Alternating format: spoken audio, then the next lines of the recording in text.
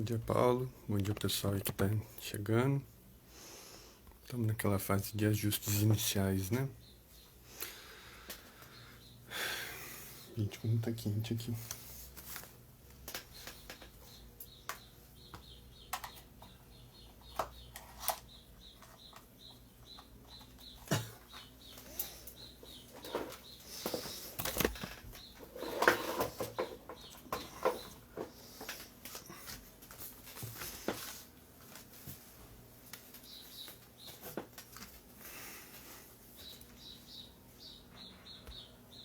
Bom dia, Bruno. Bom dia, Pedro. Bom dia, pessoal aí que tá chegando. Tô fazendo os ajustes aqui, quase caí da cadeira.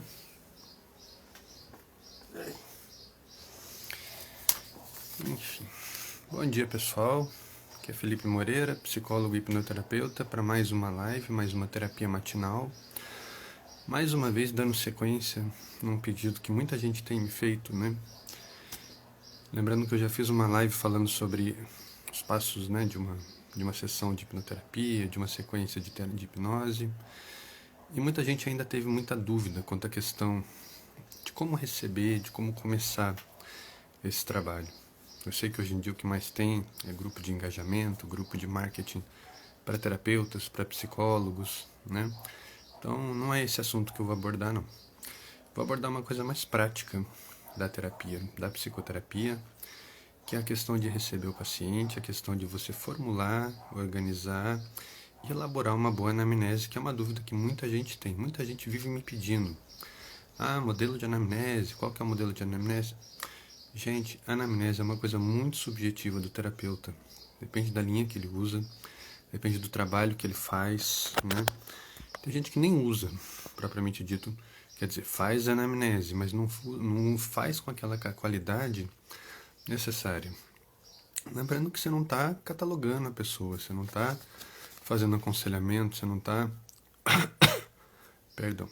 Você não está recebendo uma pessoa que está ali para bater um papo. Você está recebendo uma pessoa que está pagando pelo seu serviço, que tem uma demanda, tem um problema ali que ela quer resolver e você se propôs a resolver. Então você tem a obrigação, primeiro, de respeitar a escolha daquela pessoa, né? Se ela te escolheu, você tem que retribuir. Você tem que fazer valer aquela confiança. Segunda questão, a gente fala sempre da questão da ética e da questão do não julgamento. Há umas 2 semanas atrás, acho que foi 2 semanas atrás, fiz uma live sobre gênero e sexualidade. Recebi muito feedback positivo, muitos comentários bons, muita gente do meio LGBT falando que foi interessante, foram definições bem claras, bem precisas daquilo que eles sentem, daquilo que acontece. A questão da disforia deu o que falar nos grupos de discussão. Para quem não assistiu a live, disforia é quando a pessoa, o homem, por exemplo, ele se identifica com o papel feminino de uma relação e a mulher se identifica com o papel masculino. Não quer dizer que o homem seja homossexual, nem que a mulher seja homossexual. É uma identificação de papéis. E no mundo moderno isso é muito comum.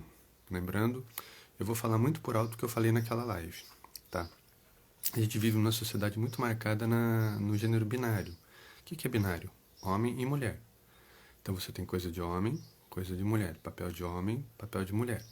Só que hoje em dia não é bem assim. A gente sabe que existem N gêneros ali, N combinações, N possibilidades. O homem com papel de homem, o homem com papel de mulher, a mulher com papel de mulher, a mulher com papel de homem, o trans aqui no meio, a questão do travesti, a questão da androginia. Então, muitas questões ali, muitas variáveis. Se você não assistiu, assiste a live que está bem legal. O pessoal comentou bastante, me mandou muita resposta positiva ali. Eu queria saber a opinião de vocês sobre. Então, assim, a disforia deu o que falar, muita gente me perguntando, mas também muita gente criticando. E é o que a gente fala, né? Platão já dizia, o pecado está nos olhos de quem vê. Então, diziam que eu não posso falar de coisas idiotas a esse ponto, que a gente não pode falar dessas coisas, que a gente está instigando. Então, o médico também não pode falar da doença, porque ele está instigando a doença na pessoa. É isso que essa pessoa quer me dizer. Então, não vou entrar nesse mérito dessa ignorância, deixa a pessoa lá com a opinião dela. Não é esse o ponto dessa live. Eu tô aqui para falar de anamnese. E por que eu resolvi falar de anamnese de novo? De novo que eu digo porque eu já fiz uma live falando da sequência, terapêutica, né? E resolvi me aprofundar um pouco mais na questão da anamnese, porque eu vi que muita gente ainda tem dúvida de como proceder, do que é uma anamnese, né? Afinal, o que é essa tal da anamnese que as pessoas tanto falam? Não tem segredo. Tem lugar que você vai passar no médico, a secretária já te dá um questionário para você preencher. São as histórias de doenças que você já teve, o que você está levando você ali, quais são os sintomas que você está tendo naquele momento. Isso é uma anamnese. Na saúde mental não é diferente. Você tem a anamnese mental. Também falei um pouco disso na live de psicodiagnóstico, então não vou me aprofundar mais nessa questão. Mas a anamnese, ela é um inquérito, não é um questionário. Você não são perguntas que você vai inundar a pessoa com perguntas, fazer aquela coisa chata, aquele questionário, né, do que você está sentindo, por que você está aqui, e despeja a pergunta e a pessoa não sabe nem mais o que está acontecendo, né? Ainda sai com aquela impressão, nossa, terapia é isso? Não, não é. Então, assim, muita gente também me pergunta uma outra questão. Em que momento da terapia você faz a anamnese? Depende da pessoa, depende da conduta terapêutica. Eu conheço terapeutas que já recebem a pessoa para anamnese. Já no momento em que recebe a pessoa, já começa, né, tem o cumprimento, tem uma breve escuta e já começa com o processo de anamnese. E tem pessoas que, quando você trabalha com protocolos de várias sessões, ou na psicologia, que é um trabalho continuado, você não tem pressa em fazer uma anamnese. Então você dá o tempo da primeira sessão para um acolhimento. Você vai fazer escuta do problema daquela pessoa, o que está levando ela ali, o que trouxe ela. Por mais que ela relate várias questões, teve aquela que foi a pontual e decisiva para que ela busque a terapia, para que ela busque uma hipnoterapia, para que ela busque uma ajuda profissional. Então é por ali que você vai começar. Se a pessoa deu esse passo, você não pode menosprezar. Quando eu falo de não julgamento, eu estou falando isso. Às vezes a pessoa te traz uma questão e você acha que aquilo é muito raso, muito supérfluo e inconscientemente você acaba tentando aprofundar. E na verdade, nesse momento, a pessoa não quer aprofundar, ela quer falar sobre aquilo. Então deixa ela falar um pouquinho sobre aquilo, escuta. Lembra da escuta terapêutica? Pratica a escuta terapêutica. Pratica a comunicação. Ouve, 2 ouvidos e uma boca. Lembra, escuta mais e fala menos? Então, escuta o que ela tem para te dizer antes de você pensar em dar uma resposta. Porque o mais difícil é escutar para entender. Porque escutar para responder é uma coisa que a gente na verdade faz no dia a dia. É o famoso espertinho que sempre tem uma resposta para tudo. Você não quer ser mais um na vida daquela pessoa.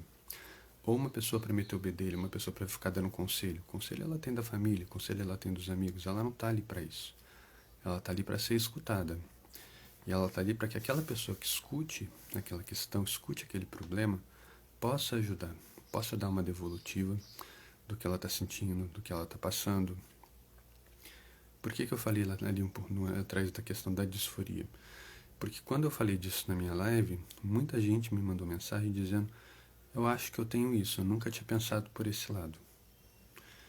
E vem essa dúvida, a gente associa muito a questão do gênero com a questão da sexualidade. Isso é uma questão que traz muita gente para o consultório, vocês não têm ideia.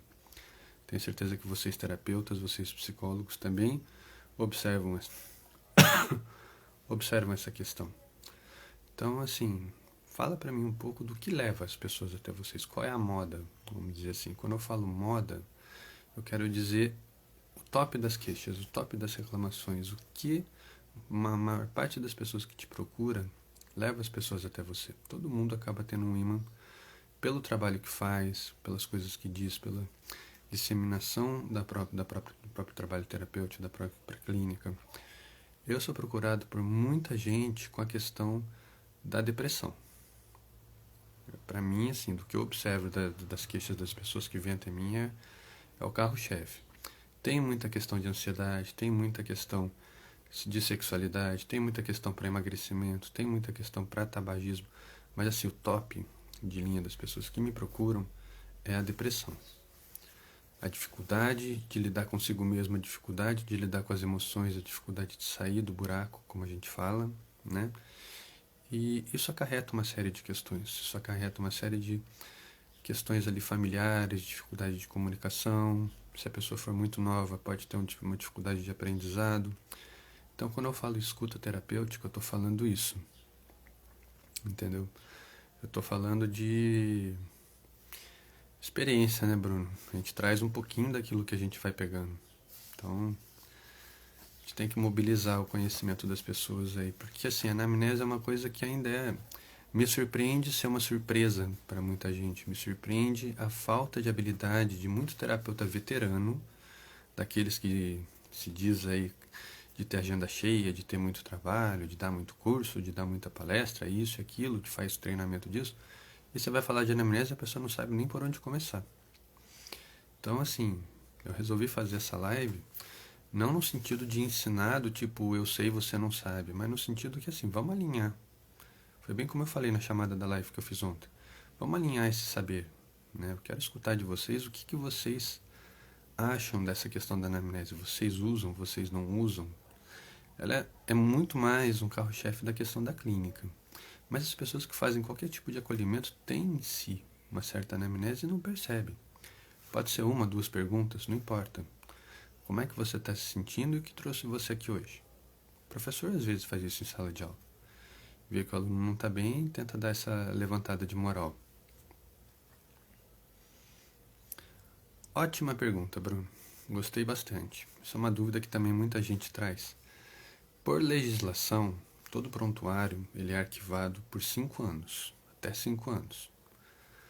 E bom dia, Cris, que estava falando que queria assistir a live, que bom que você conseguiu chegar. Chama a turma aí, chama os psis, que hoje o assunto é documento, o assunto é anamnese, o assunto hoje vai ser sério. O Bruno soltou uma pergunta matadora aqui, que é uma dúvida de muita gente nos tempos de hoje, né? A pergunta foi: como é o processo de arquivar os documentos? Por quanto tempo? De forma digital? A gente vai esbarrar em algumas questões. A primeira delas, quando a gente fala da questão de prontuário, todo mundo tem uma forma de registrar. Hoje em dia, como o atendimento é online, a maior parte das pessoas faz um formulário digital, né? Eu, quando voltei a atender, eu fiquei um tempo afastado por uma série de questões aí, como eu já falei. Tive depressão, fiquei afastado do consultório, fiquei alguns anos fora, depois voltei. Então, quando eu voltei a atender, eu comecei a atender primeiramente online, antes de voltar para presencial, porque eu estava sem sala. Então, assim, foi o caminho que eu fiz. Então, eu mantinha os meus registros muito no computador, e eu comecei a esbarrar com o seguinte problema.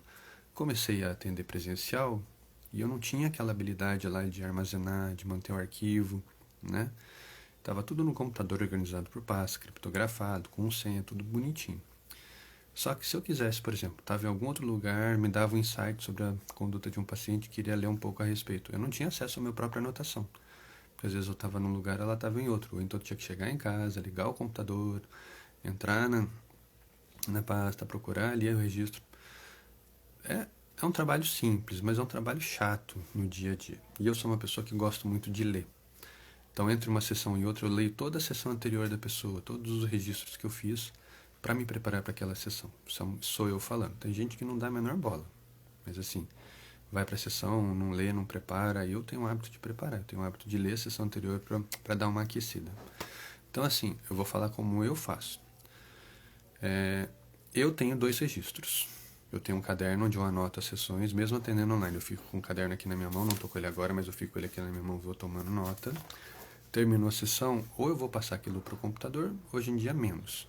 Ou acaba a folha, eu coloco numa pastinha, tô até com uma caixa aqui para organizar os meus arquivos, preciso criar vergonha na cara e botar eles em ordem. Eles ainda estão todos em alguns cadernos aí, eu tenho que ficar caçando a anotação do paciente. Então eu anoto no caderno, depois eu coloco aquilo numa pastinha e vou arquivando por sequência. E ali eu tenho todos os registros da pessoa. Ah, a pessoa me mandou um texto online. Eu imprimo aquele texto, vai para o prontuário da pessoa, vai para o arquivo da pessoa. Então, cada paciente meu tem uma pastinha, tem um arquivo com tudo que ela me manda. A única coisa que eu não tenho como armazenar na pasta física é áudio. Áudio não tem jeito, fica no virtual, deixa no computador salvo, né? Então, assim, é muito de cada um. Tem gente hoje em dia que faz tudo online e tem plataformas, né, que permitem que você mantenha o registro ali de um prontuário online. Só que eu vejo o seguinte problema. É uma plataforma... Oh yeah, I speak a little English, but not in this case. We're talking about psychology and the registrations of the sessions. If you like, later I can make a little video for you speaking in English, taking some tips. Let me know if you want it. At this point, I continue em português, ok? O Oia que entrou aqui fala inglês, eu tô falando para ele que no momento eu não vou dar sequência em inglês, né? Vou falar em português, que a gente está falando sobre psicologia e registros de sessão. E que se ele tiver interesse nessa questão, depois eu faço um vídeo em inglês voltado para ele. Tá? Só para quem não fala muito inglês não ficar de fora da história. Mas vamos lá, dando seguimento. Então eu tenho minha caixinha de arquivo, tá aqui atrás. Eu não vou nem tirar, porque tem um monte de bagunça em volta dela. Não quero passar vergonha aqui de novo. Já acabou de cair da cadeira, já tá bom para uma live, né?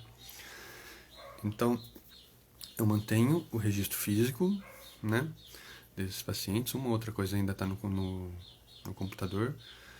O paciente para com a terapia, o paciente termina com o atendimento. Eu tiro aquela pastinha, coloco todos os documentos que eu tenho daquela pessoa no envelope, selo ali, registro na frente lá de quando começou, até que período foi aquele atendimento. Eu deixo aquilo guardado há um tempo. Eu ainda tenho bons arquivos aqui, bons registros aqui guardados em arquivo morto. Hoje em dia as pessoas não têm esse hábito de sequência de dar seguimento, para um tempo, depois volta. Então, assim, é muito comum a pessoa vem, faz umas 3, 4 sessões, para um tempo. Depois volta, faz umas 3, 4 sessões, para um tempo. Então, por isso que eu não descarto esses arquivos ainda. Eu deixo eles guardados por um tempo, só quando a pessoa para de dar notícia. Virou 3, 4 meses, a pessoa não deu mais sinal de vida. Eu boto no envelope, grampeio, né, e deixo guardadinho ali. O Bruno perguntou por quanto tempo a gente tem que guardar. Vai de cada um, vai da disponibilidade de espaço físico ali. Por lei, um prontuário de um arquivo morto ele é guardado por 5 anos. Depois disso ele pode ser descartado. A regra é incinerar, por fogo, para não ter problema de você rasgar e aquilo ser encontrado e alguém usar. Enfim, eu acho uma grande paranoia. Eu picoto, entendeu? Picoto, boto num balde com água e álcool, deixo aquilo dissolver, vira uma meleca, depois eu jogo fora.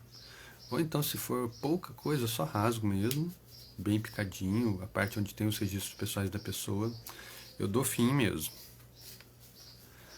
Então, assim, é como eu procedo. Tem gente que põe fogo mesmo, bota num latão no fundo de casa, faz aquela pilha de arquivo morto e faz uma fogueirinha ali. Como eu falei, vai de cada um. E tem gente que guarda. Eu conheço gente que tem registro de paciente guardado há mais de 20 anos. Está lá no fundo da casa, num arquivo fechado. O famoso quartinho empoeirado no fundo da casa, todo mundo tem um, né? Então, assim, vai muito de cada um. Por lei, são 5 anos que você tem que guardar aquele registro, né? Manter registros, enquanto terapeuta, você tem que ter o seu registro da sua conduta, de tudo aquilo que você está fazendo, porque se atende uma pessoa um tempo, de repente a pessoa para. Aí você dá por encerrado o atendimento. De repente a pessoa tem um problema legal, entra numa questão de divórcio, e o advogado resolve solicitar esses arquivos para poder usar no caso. Primeiro, você não é obrigado por lei a entregar todo o prontuário, todos os seus registros, mas você pode transformar todos eles num parecer, num laudo, diante daquilo que vocês trabalharam. As questões particulares sempre vão seguir o sigilo. E você vai decidir o que você vai apresentar e o que você não vai apresentar. Você não é obrigado por lei, defendido pelo próprio Código de Ética dos Psicólogos, a apresentar tudo aquilo. Terapeutas, infelizmente, não têm um código de ética. Então, assim, a maior parte nem tem um registro. Anota a sessão, guarda por um tempo, depois joga fora, depois anota outra, ou então usa para estudo, mas não tem essa formalidade de manter prontuário, de manter registro, né? O que eu acho uma pena, porque perde-se muita informação, perde-se muito aprendizado ali, de coisas que você passou, de experiências num próprio processo de hipnoterapia, coisas que a pessoa trouxe, né? Então, assim, é difícil você dizer que haja uma regra. Não tem uma regra, mas você tem que se precaver. Você atende uma pessoa, por exemplo, num quadro de depressão. Aí a pessoa começa a melhorar, passa um tempo ela para com a terapia, resolve se divorciar do marido, e o marido resolve te acusar de ter interferido no casamento e convencido a esposa a se separar. Já aconteceu comigo. Aí eu te pergunto, se eu não tivesse tudo registrado, como é que eu ia me defender disso? Como é que eu ia resgatar essas informações? Então, assim, é um respaldo do terapeuta, das coisas que ele está fazendo, das coisas que ele está trabalhando, tudo isso, né? Então, tomem o cuidado de manter algum tipo de registro, nem que seja uma coisa breve. Eu tenho sessões que eu anoto uma linha, 2 linhas, que para mim resume tudo aquilo que foi falado de importante. E tem sessões que tem 2, 3 páginas, depende da sessão, depende da conduta. Se eu usei uma hipnoterapia, se eu fiz algum procedimento com a pessoa, o registro vai ser um pouco mais longo. Que susto, achei que meu relógio tinha parado. Então, assim, você tem que se respaldar enquanto profissional. Lembra que você não está brincando de atender, você está lidando com a vida de uma pessoa. E você não sabe quem está do outro lado. Entendeu? Não aconteceu, essa que eu vou contar não aconteceu comigo, mas aconteceu com um colega meu de consultório. Estava atendendo uma pessoa, queixa de depressão, a pessoa começou a melhorar. Ela trouxe no começo uma série de questões no casamento e de repente, quando ela começou a melhorar, ela começou a enfrentar mais o marido, começou a bater de frente, né, não aceitar uma série de imposições. O que aconteceu? Um dia esse colega estava saindo do consultório e o marido estava lá esperando ele para dar uma surra nele. Não preciso nem dizer a história, como desenrolou essa história, né? Virou caso de polícia, virou tentativa de agressão, o cara teve que responder por isso, o psicólogo teve que se defender em juízo, apresentar ali a questão do parecer por autodefesa, por aquilo que aconteceu. Porque ele teve que se defender. Por que o cara foi tirar a satisfação? Porque é óbvio que nessas horas, né, o agressor vai tentar voltar o caso contra você, vai dizer que você que interferiu no casamento dele. Então, registrar é a melhor coisa que você faz. O que vai me levar ao próximo ponto aqui, que é uma polêmica. Já falei em lives que me perguntaram sobre gravar sessões. Não. Nunca. Quer gravar, grava, transcreve, passa para o papel e dá fim naquilo. Por quê? Você não sabe na mão de quem vai cair o que vão fazer com aquilo. Eu tive um colega que tinha um drive. Ele gravava sessões, tudo aquilo que era conversado, mandava para a nuvem, apagava do computador e ficava ali armazenado. Um dia, um dos clientes dele contratou uma pessoa que invadiu o drive dele e teve acesso a todos os registros de sessão dele. Então você imagina a dor de cabeça que não foi para ele se justificar com os pacientes, né? Por que aquelas gravações estavam aparecendo, por que estavam indo atrás das pessoas para tirar satisfação com aquilo. Então, assim, foi um furdunço. Então, a psicologia, vou falar agora novamente pela psicologia, tá? Que é a que tem um código de ética formal. Os terapeutas têm algumas tentativas de código de ética, porém, não existe formalização e não existe um conselho de ética para terapeutas. É uma coisa que é muito no ar, que é uma grande crítica também, mas não vou entrar nesse mérito aqui, que é uma questão mais política. Então, assim, tomem o cuidado, mantenham um registro, pensem, se você grava, se você vai numa sessão e alguém te grava, você vai ficar confortável com aquilo? Ou você vai ficar pensando, nossa, o que será que vão fazer com aquilo? Para quem será que ele pode mostrar? Então, no Código de Ética da Psicologia tem especificado que a gravação só é permitida para casos judiciais, se é requisitado fazer uma avaliação de uma pessoa em juízo, uma questão de custódia de criança, de filhos. Então, assim, você pode manter registros que são o seu respaldo, entendeu? Ou para fins de pesquisa, um doutorado, entendeu? Um doutorado, um mestrado, uma pesquisa propriamente dita, uma extensão, uma iniciação científica. Você pode manter gravações que são a sua forma de lidar, a sua forma de armazenar dados ali para aquilo. Eu não gosto. Na clínica, eu desaconselho gravações. Primeiro, só de você registrar, a pessoa já fica inquieta. Ela fala uma coisa, você anota no caderno, a pessoa já para o que ela está falando e fica tentando ver o que você está escrevendo. Entendeu? Então você acaba, sem perceber, condicionando as coisas que a pessoa vai falar. Então, às vezes, ela tem medo de falar alguma coisa que é realmente importante por medo do que você vai anotar ou de como anotar. Em parte, a mídia é um pouco responsável por isso. Porque você tem aquelas histórias, aquelas charges da pessoa na terapia falando e o terapeuta brincando de palavra cruzada, jogo da velha, não dando atenção. Então, na verdade, fica na fantasia da pessoa. Será que ele está anotando porque ele está dando importância porque eu estou falando? Ou será que ele está anotando outra coisa e não está nem aí para mim? Então você cria dentro da insegurança. Se a pessoa tiver um gatilhozinho de insegurança, você alimenta isso na pessoa. Então eu não gosto, eu evito. Anoto uma coisa ou outra, os meus pacientes sabem que de vez em quando eu faço uma pausazinha, faço algum registro, mas eu não fico a sessão inteira na frente da pessoa, entendeu? Porque eu acho desagradável. E gravar é a mesma coisa, entendeu? Você que já fez terapia, você que faz terapia, imagina que você está fazendo um atendimento e tem uma câmera voltada para você, você vai ficar confortável? Eu não fico, entendeu? Me incomoda. O Bruno falou aqui também se sente constrangido. É isso. Uma coisa é assim, você está fazendo um atendimento aberto, você está num curso e as pessoas estão participando, estão aprendendo a técnica, aí você vai e faz uma gravação daquela técnica que você está utilizando, da forma como você conduz. Aí vai cair naquele caso do pedagógico. É uma questão de pesquisa, é uma questão diferente. Então, assim, é permitido. Mas você faria? E você sempre tem que ter o consentimento por escrito da pessoa. Porque você grava 2, 3 sessões, de repente a pessoa começa a ficar incomodada com aquilo, para de vir em você, e de repente, de um tempo, você recebe uma intimação porque a pessoa está te processando por constrangimento, por gravar sem autorização. E aí, você não tem por escrito da pessoa que ela te autorizou. Como é que você lida com isso? Então, assim, não adianta. No final das contas, tudo volta para o papel. Tudo volta para esse respaldo aí que a gente tem que ter. Tem quem grave, tem quem acha que deve gravar, tem quem bata no peito e fala, já me salvou de muita situação, já me salvou de muito aperto. Não nego isso. Entendeu? A questão é, eu não vou atender uma pessoa pensando no constrangimento, eu não vou atender a pessoa pensando no pior que pode acontecer. Então, eu vou atender uma pessoa porque eu estou atendendo essa pessoa. O meu foco está ali, no presente, no momento. Depois eu vou ver o que eu faço. Eu não gosto de registrar gravando porque eu não gostaria que me gravassem. Então, assim, o que eu não gosto de fazer eu não faço com os meus pacientes. Registro, tomo notas e pronto. Esse é o meu prontuário. Tá?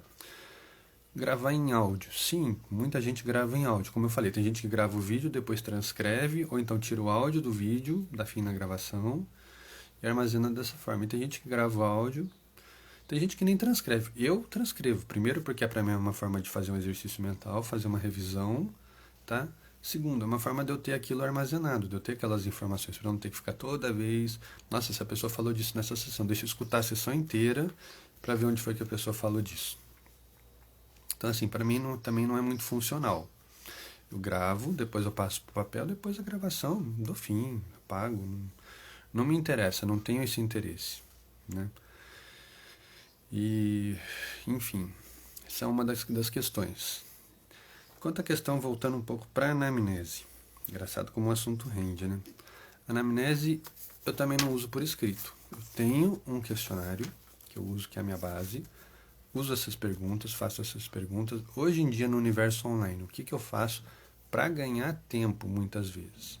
Eu estou começando um trabalho terapêutico com a pessoa, faço a primeira sessão, faço acolhimento, a gente vai estabelecer o contrato, definir o rumo do atendimento. Segunda sessão, eu já começo a entrar em terapia, ou então entre a primeira sessão e a segunda sessão, eu proponho para a pessoa. Eu posso te mandar um arquivo por e-mail, é um questionário simples, uma anamnese para a gente poder agilizar e depois a gente vai conversando sobre ele para você. Para a gente não ter que ficar a sessão inteira, ou muitas vezes mais de uma sessão só falando sobre isso, a maior parte aceita numa boa. É uma forma deles verem o que está acontecendo, deles entenderem, e é uma forma deles refletirem, de eu criar esse movimento. Porque eu falo que terapia é que nem você jogar pedra num lago. O lago está lá, bonitinho, a água está superficial, está cristalina, toda a sujeira está embaixo. Você jogou uma pedra, vai bater lá no fundo, vai levantar aquela sujeira, vai ficar um tempo boiando, aquele conteúdo está aqui na imersão prestes a surgir, antes dos movimentos mentais da pessoa fazer com que aquilo vá afundando. Então esse movimento é muito legal, você aproveitar essa deixa. Então quando você coloca a anamnese para a pessoa, você faz exatamente, você jogou uma pedra naquela calmaria que estava ali. Os conteúdos emergiram e você já pode começar a pescar ali. Você vai vendo o que está surgindo. Então, às vezes, tem perguntas de uma anamnese que servem para um paciente e não servem para outro. O meu questionário de anamnese tem 4 páginas, entendeu? Dá em média 20 questões. E eu cheguei nele assim, depois de muitas tentativas, eu tinha vários, tinha um com 3 que era só questionário, tinha 50 questões, tinha outro com mais de 100, depois eu fiz um outro com 4, para mim era muito pouco. Hoje eu tô com essas 20 e assim, na hora da anamnese eu vejo o que serve para aquela pessoa e o que não serve. E geralmente eu faço verbal, nem apresento para a pessoa da forma de questionário. Primeiro porque assim, todo mundo tem um problema com testes. Então se eu falar para você, eu vou fazer um teste com você, você já vai dar aquela travada, vai entrar na defensiva e não vai ter o mesmo rendimento que você teria, né, numa sessão normal. Então eu vou no verbal. As minhas perguntas não são na forma de questionário, elas são de uma forma habitual, como eu falei. O que te trouxe aqui, como é que você está se sentindo, e a pessoa vai trazer a questão dela. Aí você vai fazer aquela famosa pergunta, mas quando que isso começou na sua vida? Então a pessoa, por exemplo, como eu falei, a maior parte das pessoas que me procura é por depressão. Ah, tô aqui porque eu tô numa fase muito deprimida. Né? Mas o que está acontecendo na sua vida? Ah, tô com problema no casamento, esse negócio de pandemia aí eu perdi meu emprego, tô muito tempo parado, fico pensando besteira, né? Tô com dificuldade em casa, estamos brigando muito. Então a pessoa já começa quase a vomitar as informações. E essas informações já vão respondendo outras questões. Então é o que eu falo, eu começo com aquelas 20 questões, mas às vezes eu nem preciso fazer as 20. Porque 2 ou 3 que eu faça, as respostas já vão preenchendo as outras. Por isso que anotar algumas coisas é importante. Quando eu mando para a pessoa, eu gosto porque ela me manda aquilo por escrito. Então fica mais fácil de eu ter que ficar pescando a informação. Porém, eu também não faço muito isso. Eu faço com um ou outro paciente, porque na leitura você percebe se é um paciente muito formal, se é aquela pessoa mais certa, mais redondinha, né, mais formalizada, que gosta de ter o papel, gosta de sentir que está participando do processo. Então eu sinto que esse tipo de anamnese vai fazer diferença. Mas a maior parte está lá para ouvir, está lá para participar, não entende muito bem o que é o processo terapêutico, entendeu? Então você cai naquilo de você começar a oferecer um papel, oferecer um questionário, a pessoa fica na defensiva, fica chateada, entra na defensiva, vem uma sessão, na outra sessão já perde um pouco o interesse, porque ela vem com um monte de coisa para contar e você quebra ela com uma pergunta, com essas perguntas e perde o interesse. Eu prefiro encaixar. Então, não me perguntaram aqui, mas já me perguntaram na outra live de anamnese. Quanto tempo, quantas sessões dura a sua anamnese? Depende. Ou se eu for fazer uma metodologia de uma terapia rápida, que é aquela terapia focal, que você estabelece um começo, um meio, enfim, quero tratar essa questão na minha vida. Então nós vamos estabelecer um começo de trabalho, um andamento de trabalho e vamos determinar um término para essa sequência. A terapia breve geralmente tem de 10 a 12 sessões, às vezes mais, às vezes menos, novamente depende da forma de trabalhar de cada um. 12 sessões ali, na pior das hipóteses, são 3 meses de trabalho. Então você tem um fim determinado. Então, como eu não tenho essa possibilidade de ficar estendendo com a pessoa, ficar esticando, eu tenho que ser objetivo. Então eu costumo usar uma anamnese mais formalizada. Né? No presencial, eu faço com a pessoa, eu tenho ela impressa, eu vou preenchendo as informações com aquela pessoa. No online, ou eu mando por e-mail, como eu falei, para que as pessoas que querem ter, que gostam de ter esse respaldo, ou eu vou fazendo aos poucos, eu mesmo vou preenchendo, conforme eu vou andando, e aquilo vou partir dali. É muito comum, por que a anamnese é tão importante? É muito comum você começar um questionamento, a pessoa te traz uma queixa, e durante a anamnese, outra questão toma a frente. Então, por exemplo, a pessoa vem te procurar porque ela se sente mal, está mal-humorada, está brigando em casa, está com dificuldade de estudar, está com medo de tudo por causa de pandemia, não pode sair de casa. Então você entende aquilo como uma questão de ansiedade, ela traz muito a questão das brigas familiares. E de repente na anamnese você começa a deparar com um conteúdo depressivo muito forte. Aí você fica naquela, eu vou seguir o caminho que ele quer ou o caminho que eu acho importante. Novamente aquela palavra que eu amo, ética. A pessoa não te procurou porque ela sabe o que ela quer. Se ela soubesse o que ela quer, ela não precisava de você. Ela te procurou porque você é um profissional, você é treinado na terapia e você vai saber apontar a direção para ela. Então por que ela está na angústia? Porque ela não sabe o que ela está sentindo. Então quando você faz esse apontamento, a pessoa já começa a se encontrar. Ah, então eu estou brigando tanto em casa porque eu estou num processo depressivo. Minha dificuldade de aprendizado é porque eu estou muito introspectivo, porque eu estou muito inseguro, estou me fechando. Então a pessoa começa a fazer sentido para ela as coisas que ela estava sentindo.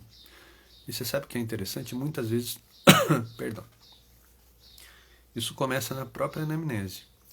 Só da pessoa estar participando desse processo, você não precisa nem usar o nome. Vou fazer uma anamnese com você. Você nem fala isso. Né? Você vai no andamento, você vai questionando, e a própria pessoa vai dando esses pontos, vai fazendo esses preenchimentos. Isso que é muito legal.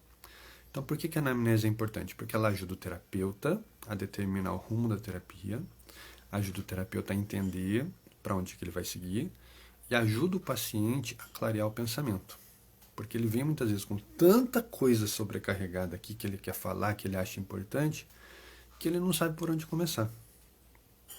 Eu já tive pacientes que você sabe o que eles fazem? Eles trazem por escrito. Ah, eu anotei umas coisas aqui que eu quero te falar. E na sessão a pessoa fica lendo. Isso. Ah, teve aquilo outro. Ah, essa semana aconteceu aquilo que eu achei. Então, assim, a pessoa começa a se cobrar de ter que lembrar de tudo. Ela começa a se cobrar de ter que falar de tudo. E isso não é a proposta. Senão vira confessionário. Senão vira aconselhamento. O conselheiro precisa ouvir tudo o que você tem a dizer para ele saber o que dizer para você. O terapeuta não precisa ouvir tudo.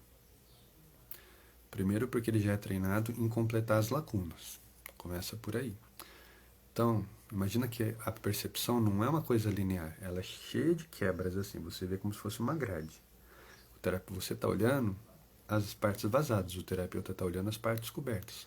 Então ele já viu aquilo acontecer tantas vezes que ele tem uma boa ideia do que está acontecendo por trás. Dificuldade de aprendizado. Aluno hiperativo.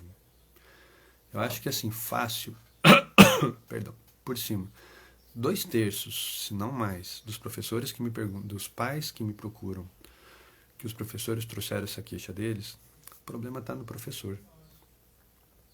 Quando vai ver, o professor está falando isso para todos os pais, todos os alunos são hiperativos, todos os alunos têm depressão, alguma coisa está errada. Se o problema não estiver em todas as crianças, está no prisma do professor. Então, de repente, o professor está numa fase ruim, o professor está num momento ruim. A pandemia, ela mudou o jeito de dar aula. Então, muito professor teve que se reinventar. Muito professor que nunca teve. Sobretudo os mais clássicos, os mais velhinhos aí no meio. Que já tem mais dificuldade de lidar com computação, de lidar com o meio da informática, entendeu? Muitos deles não têm a facilidade dos mais novos. Então, com essa coisa de lidar com o ambiente virtual, aula online, montar aula, compartilhar informação, mandar tarefa, abrir e-mail, é muita informação para essa gente. Então, assim, criou-se um universo de, eu não diria nem despreparo, eu diria defasagem mesmo. Uma coisa que nunca foi importante para ele se aprofundar. E, de repente, aquilo vem com uma força rasante. Ele precisa, para não perder o emprego, ele precisa saber lidar com classe, ele precisa saber compartilhar uma aula, fazer um PowerPoint, montar uma prova ali em PDF para mandar para o aluno. Então ele precisa aprender a fazer coisas que ele nunca precisou. Então está sendo desafiador para essa gente. Então muitas vezes também o professor manda, a escola orienta os pais a trazer o aluno para terapia e você não vê nada daquilo no aluno. Meu filho é hiperativo, eu estou conversando com os pais, o menino está sentado no celular meia hora, eu olho para a cara dos pais e pergunto, da onde vocês tiraram que ele é hiperativo? Ah, porque o professor isso, porque o professor aquilo. Eu falei, primeiro de tudo, uma criança hiperativa não fica meia hora sentada no celular. Ele já estaria correndo pela sala, passando por baixo da cadeira, jogando o celular longe, subindo na mesa, abrindo e fechando a porta. Isso é o hiperativo. Ainda vou fazer uma live sobre hiperatividade, já me pediram e ainda não tive essa oportunidade. Então, assim, a gente tem que tomar muito cuidado com o rótulo que a gente recebe. Lembrando, se você recebe uma pessoa com uma queixa, você é terapeuta e não psicólogo, você pode investigar essa queixa. Tá? Agora, você recebe uma pessoa com um laudo. Se você é terapeuta e não é psicólogo, você não pode questionar esse laudo. Está em dúvida, não bate com aquilo que você observa, encaminha a pessoa para um psicólogo ou para um neurologista para fazer a devida avaliação. Faz uma cartinha de recomendação. A pessoa me procurou para atendimento, não observo os traços apontados pelo determinado CID, gostaria de uma reavaliação, eu gostaria de mais informações para orientar minha conduta. Não tem nada de errado você pedir ajuda, mas não questiona o pai, porque muitas vezes o pai só quer alguém que questione, alguém que fale, não, não é isso. Oba, então meu filho não tem problema. E ele vai parar de ver qualquer problema que o filho apresente. Então, assim, vamos com calma. O psicólogo ele é treinado para fazer esse questionamento. Receber um laudo, ele vai olhar para esse laudo. Ele pode refutar esse laudo se ele não observar que nem clínico, mas ele tem que justificar.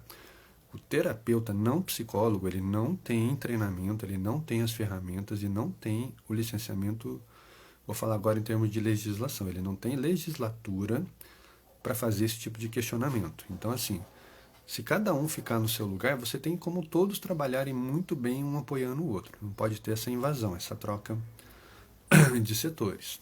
Tá? Não é que você, terapeuta, tem o papel de questionar aquilo que você recebe, mas você tem que ter clareza. Eu tenho 20 anos de psicologia. Às vezes a pessoa me procura, passei no psiquiatra e ele me diagnosticou com uma doença tal. Tem umas que eu nunca ouvi falar. Eu cato lá, vou lá no CID, o que é isso? Isso.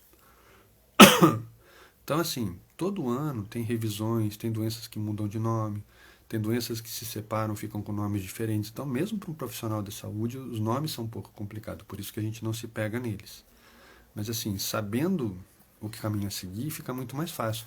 E a anamnese vai te ajudar. Tem depressão. Você já foi diagnosticado com depressão? Você já passou num psicólogo, num psiquiatra? Não, nunca passei. Então, quem foi que te deu esse diagnóstico? Foi o pediatra. Ele pode estar falando por falar, eu tenho que investigar.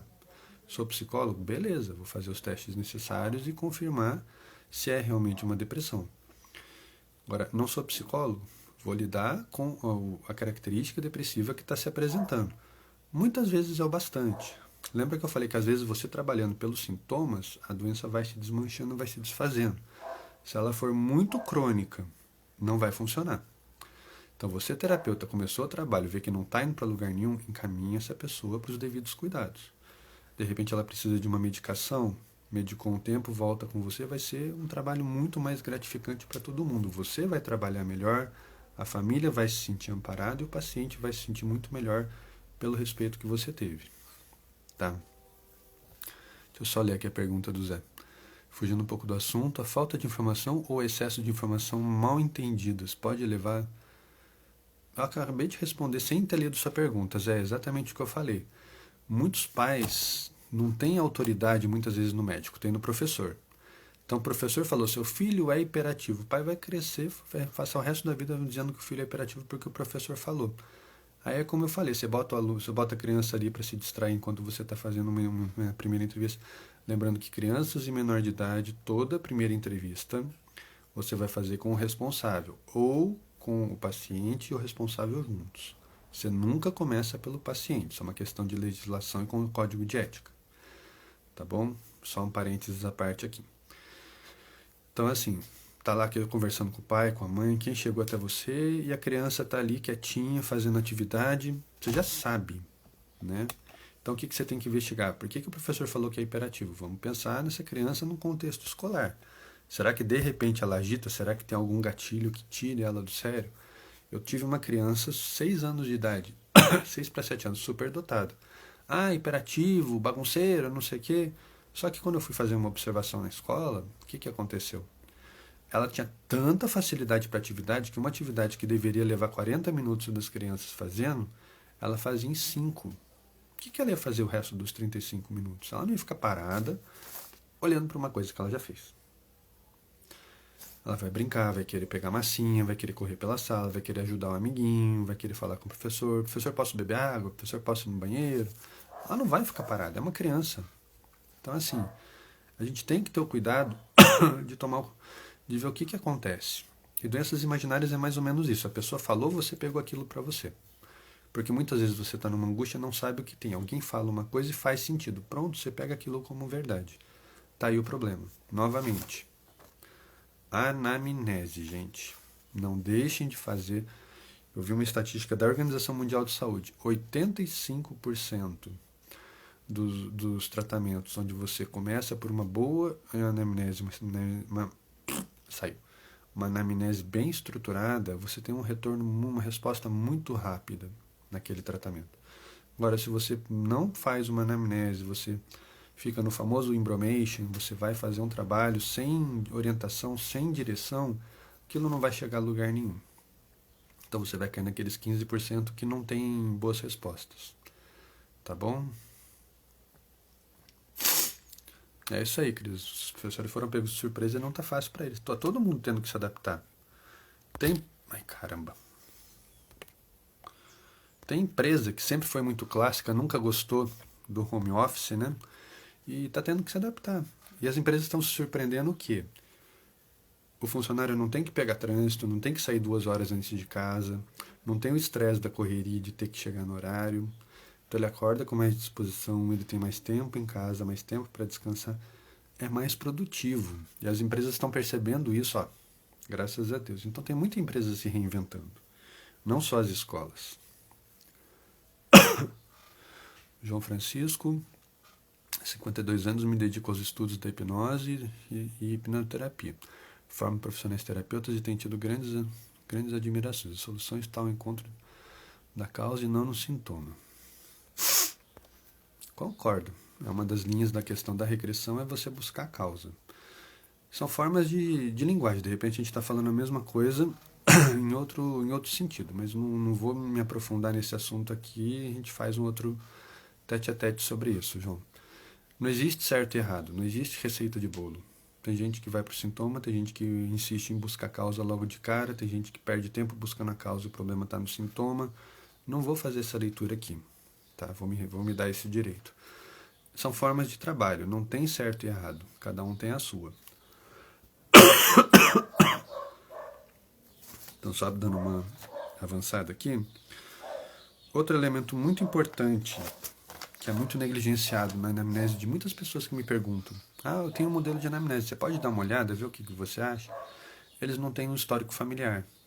Então eles trabalham com a doença, com a questão, na pessoa. E às vezes é uma questão aprendida. Aquilo que alguém falou lá em cima, não me recordo agora quem foi, desculpem, das doenças imaginárias, é mais ou menos isso. O pai às vezes acha que tem uma doença, vive como se tivesse aquela doença e cria os filhos da mesma forma. Então os filhos começam a ter umas doenças que o pai não tem, achando que o pai tem. Isso é muito comum de acontecer. Os transtornos obsessivos seguem essa linha. Tem transtorno obsessivo compulsivo, o famoso TOC. Entendeu? Comportamento repetitivo, toda obsessão, toda compulsão, uso de drogas, tabagismo. Perdão. Eles podem saber que tem um elemento de aprendizado ali. Olha para a família. Olha para os modelos, olha para os exemplos. Ninguém na família fuma, a pessoa fuma pra caramba. Olha para os amigos. Não sei o que, olha para a escola. Encontra aonde está, aonde entrou. É um pouco do que o Francisco falou ali em cima. Aí a gente vai olhar um pouco para a origem do problema, para a causa. Né? Aonde entrou o problema na vida daquela pessoa? Isso, gente. Anamnese. Desculpem insistir, mas tem muito terapeuta chinfrim por aí que não faz anamnese, acha que é balela, que você não precisa. Precisa sim. Te poupa um tempo danado, o seu paciente se sente mais seguro com um profissional organizado e o seu trabalho se torna mais valoroso e valioso para aquela pessoa. Então, até aquela pessoa que não tem valor nenhum, mas quer ganhar dinheiro, faz uma anamnese, perde um tempo com isso, faz a pessoa gastar uma sessão para se cuidar. Vai ser bom para ela, vai ser bom para você. Olha eu ensinando picaretagem para pilantra. Mas vocês entenderam quanto isso é importante? Quanto isso ajuda tanto o paciente a organizar o que ele está sentindo, o que ele está passando, quanto o terapeuta saber como que ele vai dar. E tem aquele paciente que chega na primeira sessão, fala, aí o terapeuta já está lá, olhando para o relógio, quase dando horário da sessão, e o paciente: então, doutor, o que eu faço agora? Como é que a gente continua? E o terapeuta estava tão preocupado em só ouvir, que ele não sabe nem a conduta que ele vai adotar. Aí enrola, aí passa do tempo, aí estica, né? Porque ele está ganhando tempo, ele está enrolando. Ele não pensou o que ele vai fazer, ele não escutou. Não teve, tá aqui uma pessoa que me ensinou muito, me reforça muito sempre. Escuta terapêutica. A Araceli é uma pessoa que fala muito disso comigo. A gente tem que saber ouvir, a gente tem que dar valor para o que a pessoa está trazendo. A pessoa está falando muita besteira, não interessa. para você é uma besteira, para ela aquilo é importante a ponto de causar angústia. Então, tenha respeito pela pessoa, escuta essa besteira. Depois você pensa no que você vai fazer com aquilo. Se não servir de nada, você registrou no papel, pronto, acabou.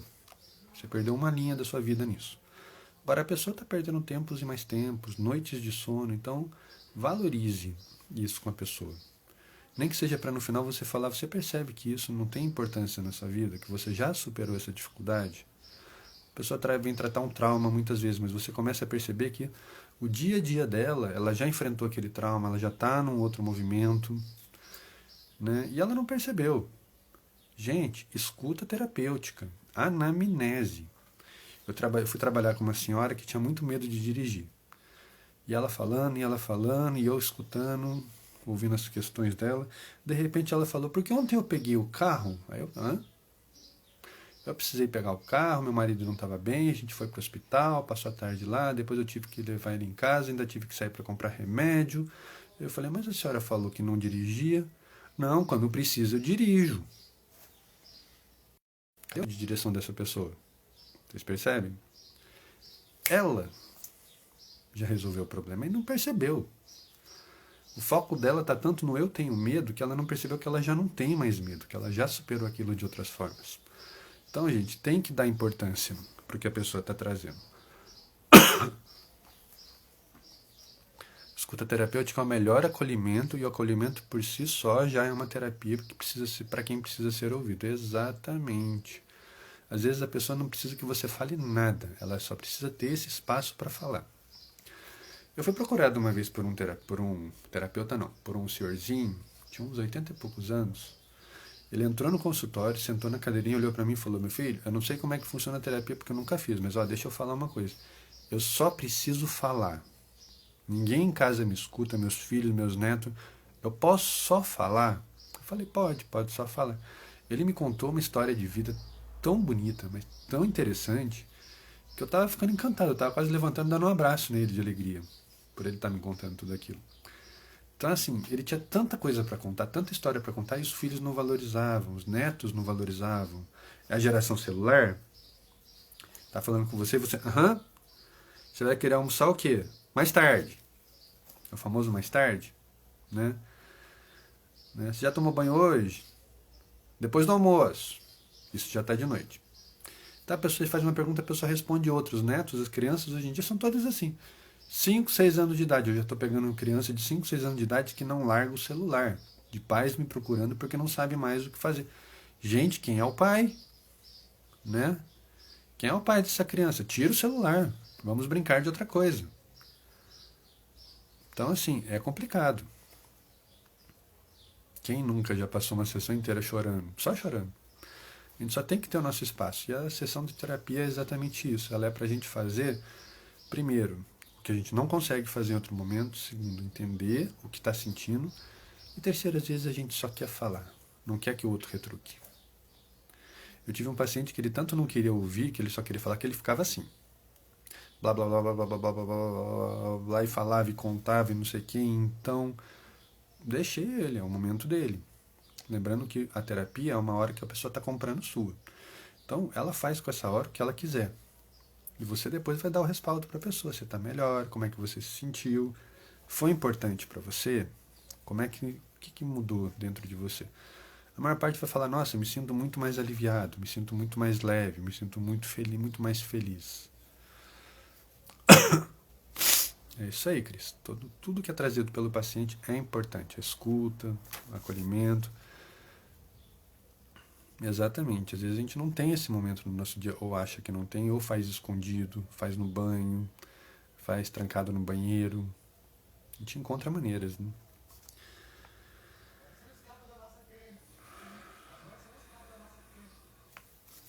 Outra coisa que acaba sendo, vou vir aqui na minha anotação, vou tocar um pouco no assunto.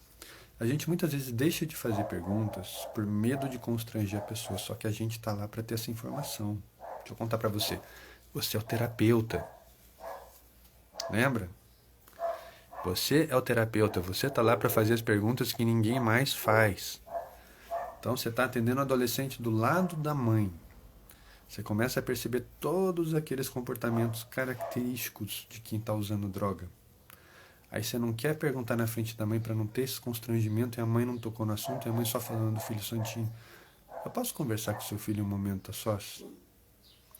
Geralmente as mães concedem. Quando não concede, você já tem mais uma informação sobre aquele seu paciente. Mas geralmente as mães, os pais concedem esse tempo aí. Aí tá sozinho com a pessoa, você conversa. Eu me lembro até hoje de uma criança que eu atendi, um adolescente de 13 anos, eu batizei ele de menino tatu. Porque enquanto a mãe estava na sala, ele botou o capuz, abaixou a cabeça e ele ficou o tempo inteiro assim. No momento em que a mãe saiu da porta, ele tirou o capuz, levantou e sentou de frente para mim. Eu pensei, opa, agora eu tô falando com essa pessoa. Então, assim, tirou o responsável, a pessoa já sente, já dá até aquela suspirada, aquela aliviada. Você conversa, tudo. Aí você começa a fazer as perguntas que você não faria, não queria fazer na frente da mãe. Você já usou alguma droga? Ou se a questão for de cunho sexual, você já teve relação sexual? Faz as perguntas. Mas não deixa de fazer. Você é terapeuta. Você não pode ter vergonha. Ficar quieto, capeta. Olha o Leno participando. Você não pode deixar de fazer essas perguntas porque é o seu papel fazer. É o seu papel entender, ajudar a pessoa a entender o que ela está sentindo. Né? Então, assim, tá atendendo menor de idade? Tem esse momento. Vê que tá tendo alguma resistência? Pede um momento a sós com o paciente, faz as perguntas que você quer fazer, anota, depois volta. A mãe vai voltar. O que ele te falou? Aí você vai falar com a pessoa com aquele sorriso profissional. Desculpa, o que a gente conversa em sessão é do sigilo médico, é terapeuta e paciente. Mas depois a gente pode conversar um pouco mais sobre essa questão. Deixa no ar. Se alivia, porque a pessoa fica com a impressão de que depois vai saber. E você pode nunca tocar no assunto. Naquele momento você acalmou a ansiedade dela. E você respeitou o paciente no sentido de, nossa, eu realmente falei uma coisa que eu não queria que minha mãe soubesse e ele não contou para ela. Então você ganha a confiança dos dois. São pequenos truquezinhos aí que a gente vai aprendendo ao longo da clínica, ao longo do tempo. Gente, é isso. Então, para resumir, a anamnese ela tem que falar da queixa que trouxe a pessoa até você, não importa quantas sejam, sempre vai ter aquela que vai sobressair. O momento em que ela começou, o histórico familiar. E no final da anamnese, você vai anotar para você mais qual é a conduta que você está adotando a partir dali.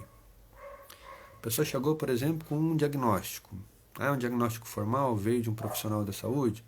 Vai lá, anota o profissional que deu aquele diagnóstico e vai ler a respeito. Vai te ajudar bastante. Ou então não tem aquele diagnóstico, não foi um profissional formal quem deu aquele diagnóstico, está no ar. Ou então, minha família toda tem depressão, então eu devo ter também depressão. Também escuto muito isso. Então vai investigar, vai inquiritar isso daí, vai entender o que é nessa família que gera essa forma depressiva, essa cultura de depressão.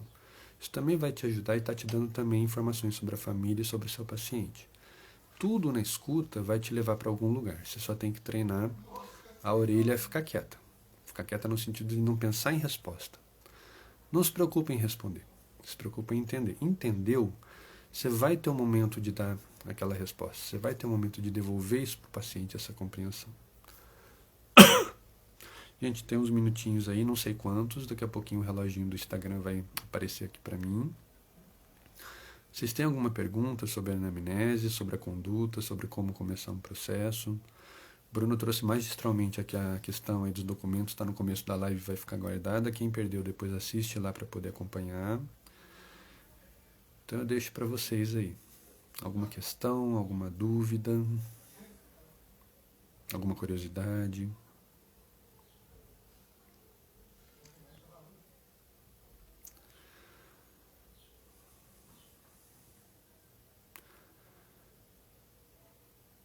Às vezes a gente pergunta para a pessoa se ela tem dúvida, ela já tem tanta coisa na cabeça que ela nem sabe se ela tem uma dúvida. Eu espero que seja o caso de vocês aqui.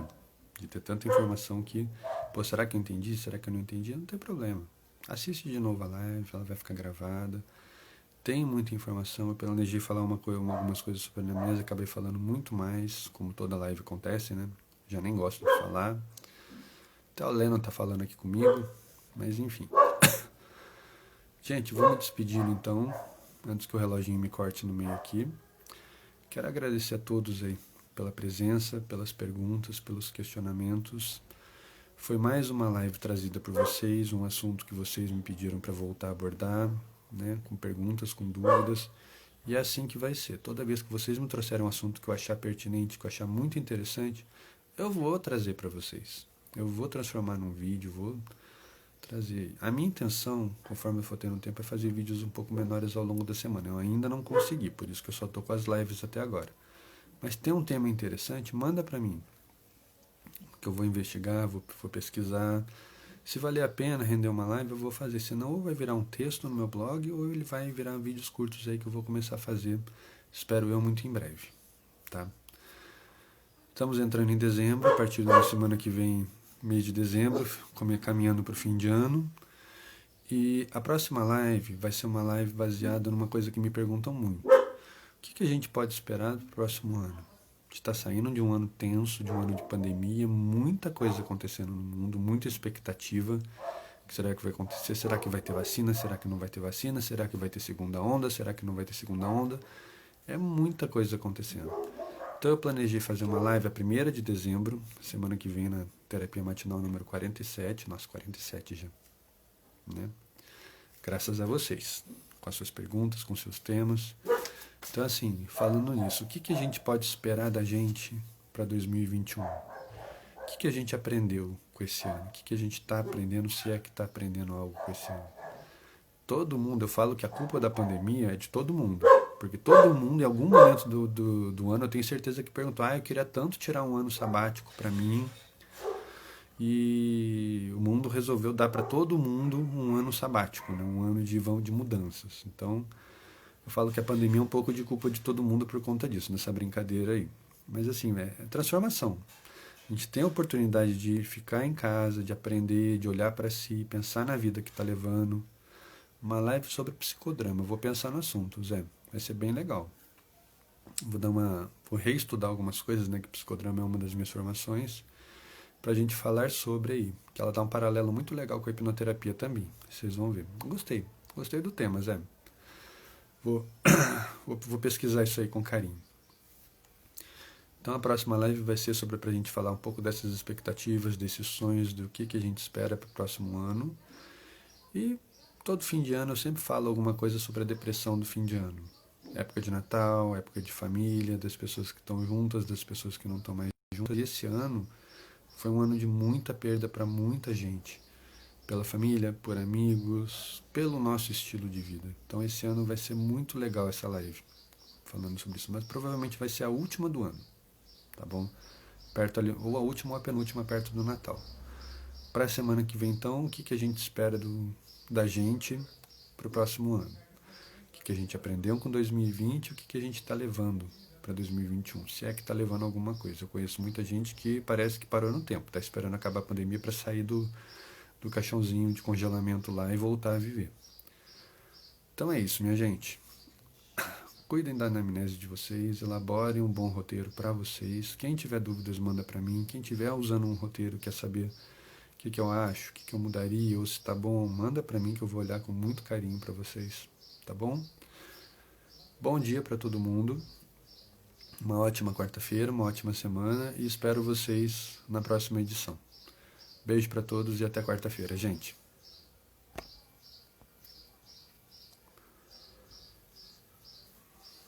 Para mim tá sendo, Zé. Que continue assim. Tchau, tchau, gente. Até mais.